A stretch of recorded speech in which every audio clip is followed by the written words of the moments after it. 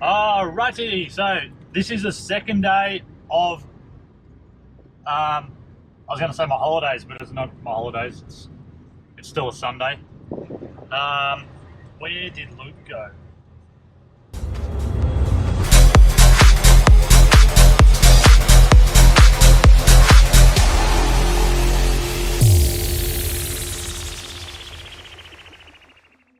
So, what I've done today, in the morning, already signed up a new client on Rick Westman Fitness. That was awesome. Had a meeting with him. He's ready to kickstart his next goals. Then had breakfast with some friends that came down from New South Wales, and caught up with them and their new baby. And then now we are heading towards the gym. So Luke and I are going to train upper body. We've been in discussions of sharing sort of videos. So he's into fitness, I'm into fitness. And then we can film each other and grow our YouTube channels or our social media that way. And I think that's probably the better way of trying to grow a platform if you're ever doing it or chasing that dream. To have someone there that also is inspired and going down the same road you are, it's definitely going to be much easier and much more supportive too, because they're going to know what angles and videos and content you're chasing, so you don't have to necessarily pay anyone else to do it for you. So we're going down to the gym now. We're just heading to talk here. It's so hot. It is like 28 degrees. It's 85 degrees. 85! It is a stinking hot day. It was nice and cold in my house, so I didn't even notice it. So we're pretty silly. We're going to the gym right now. Yeah! But what I have had is a can of Monster already and a pre-workout, which is MyoBlocks Loco. And that's got a little bit more natural caffeines in it because I'm trying to wean off of caffeine as much as I possibly can, like coffee itself from roasted beans. I'll probably keep a couple of those in, but more or less of a pharmaceutical type of caffeine I'm going to try and get rid of. Those Monsters, I'm going to definitely wean off those, cut them out, and turn to more of a natural source of caffeine, like a green extract type of caffeine. But we'll just see how we go. Like, if it's going to be very hard. Anyway, let's get into this workout for, I think we're doing upper body. And we've went the longest way possible to this gym, Luke. So, see you in the gym. Exercise 1. Alright, so first up we're going to do just a single arm chest fly. So this one, just a real good one. We need big titties. Everyone needs big titties. We need milkshakes that bring all the boys to the yard. Oh. So this one is a real good warm-up exercise just to get as much blood as we can in that upper chest. Again, personally myself, I like to push a lot through my front delt, not enough through my chest. Actually probably my triceps as well. That's probably why they've grown so much. Yep. But basically we just really want to like get as much blood in the muscles as we can. So this one, just like basically coming in, slight little internal rotate and down as you come into it. That is like hands down. I always used to just do them straight, straight, straight. It's good. You'll be amazed. Just try, rotate internally and in. Really squeeze through that inner upper pec, and you'll be amazed how better you really get that contraction. So. Yep.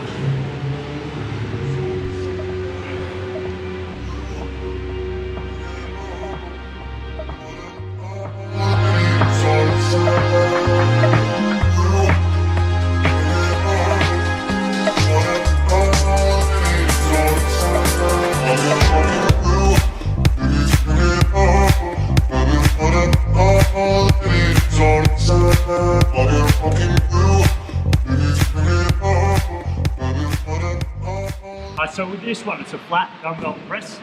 He's going to activate pretty much majority of the chest. We've warmed up our upper chest and our shoulders, our rotators. So we're well and truly ready to go. So we can superset this with incline bench press. So that's why we're going about 10 to 15 reps of a light weight, so we can put more emphasis into technique, not so much strength and power, because we're going to be using a lot of endurance with these two exercises. Basically, I've done 10 to 15 reps over there. Over on the superset, this is basically just to get a bit more blood in the muscle, just really try and tear up a few more fibers through the chest. So we're not going very heavy at all. Only got like 10s either side. So we're just going for reps here. Generally try and get like 10 to 15 reps on the superset as well. But again, we're not trying to go super heavy. We're just trying to like get a bit more going.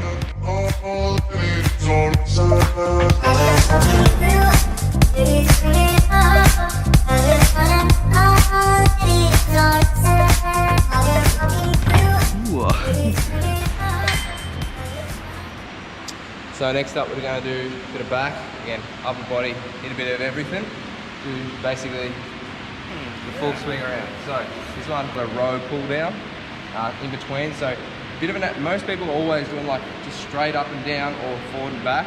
So this one hits on a bit of a different angle, really good. I use this as a warm up pretty much for every back day or pull day, just simply at a bit of a different angle, really fires the lats pretty well. So basically grab the weight. Now you want it on pretty much 45 degrees, I think that's right. Then we're basically going to go up. Again, scapula is all the way up, down, pull through. Should really feel it through the lower back lat and right through here. So basically up, down, and through. Up, down, and through. 10 to 15 reps on that one. Good to go. So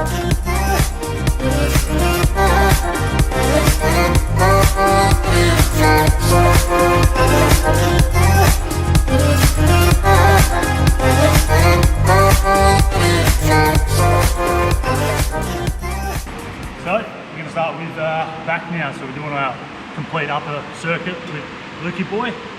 So we're going to actually go onto this lat pull down. So what we were discussing just before is if you don't find that you're contracting the muscles properly on a certain exercise, try changing the actual equipment itself, like the bar, maybe from different grips, different width as well, reverse grip to pronated grip as well. So that could be all it takes to activate that right area. But with this one, we want to go sort of just outside of shoulders, and we want to be activating all of that lat muscle as much as we possibly can. So what we want to do is adjust the weight. So we're doing a real manly lift, not what Luke's doing. So you're going to go right down the bottom.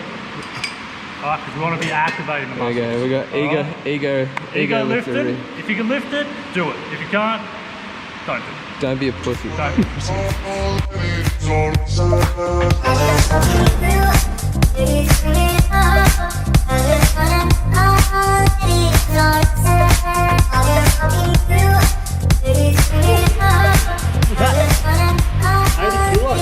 Big boy weight. So I'm sorry about the training video. The battery on the GoPro went flat, and that's probably another thing to look at when buying these 4K cameras as well. They chew up a lot of the battery. So that is one thing. I'm gonna have to go out today. I'm gonna buy some more GoPro batteries for my trip. But that cut short. I think we just did a couple of bicep exercises and tricep exercises and a shoulder. I had finished up on the shoulder press. So we did some shoulder press, bicep curls with the straight bar, and tricep pull downs. But we really only did one set of those anyway because it was a finisher. And then that was it. Like, I would have liked to do some abs, which I'm gonna go back and do tomorrow. So I'll finish up and smash out probably a proper chest workout tomorrow. Like, I don't really like doing these full body or upper body, lower body sort of splits. I like to isolate the muscles that I'm doing. Then I know that I'm putting 100% focus into that area and damaging those and setting up my training week like that. So that, you know, if my chest is sore and it injures my shoulder, I'll do legs the next day, or I'll have a rest day. Just so that these pivotal areas that do take a lot of tension aren't overlapping. And that's probably the biggest thing, because you're at work most of the time. construction workers, for one, are doing a ton of moving, lifting, bending, so their back's actually like taking a lot of pressure. So I'd recommend sort of staying away from back in the gym, doing more rehabilitation type training. So take that into consideration. So I'm back home now, so I'm actually doing an infographic about calories. So my clients will actually get these, week to week. They'll start off with the first week.